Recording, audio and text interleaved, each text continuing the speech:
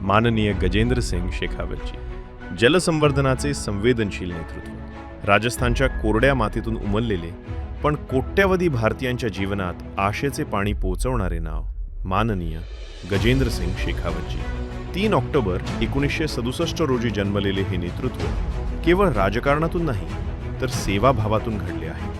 विद्यार्थी जीवनापासून त्यांनी लोकांसोबत राहून लोकांसाठी जगण्याचा मार्ग स्वीकारला. संसदेत प्रभावी शब्दांनी आणि प्रशासनात शांत पण ठाम कृतीने त्यांनी देशहिताचा विश्वास जागवला. केंद्रीय जलशक्ती मंत्री म्हणून हर घर जल आणि जल जीवन मिशन या योजना केवळ सरकारी उपक्रम राहिले नाही, त्या असंख्य मातांच्या डोळ्यातील चिंता पुसणाऱ्या, मुलांच्या आरोग्यात आश्वासक बदल घडवणाऱ्या आणि गावागावात जीवनाचे नवे सूर उमटवणाऱ्या चळवळी ठरल्या. आज भारताचे सांस्कृतिक व पर्यटन मंत्री म्हणून ते आपल्या राष्ट्राच्या आत्म्याशी जोडलेल्या तीर्थभूमी, परंपरा आणि सांस्कृतिक वारशाचे जतन करत आहेत. केवळ स्मारक म्हणून नव्हे तर जिवंत संस्कार.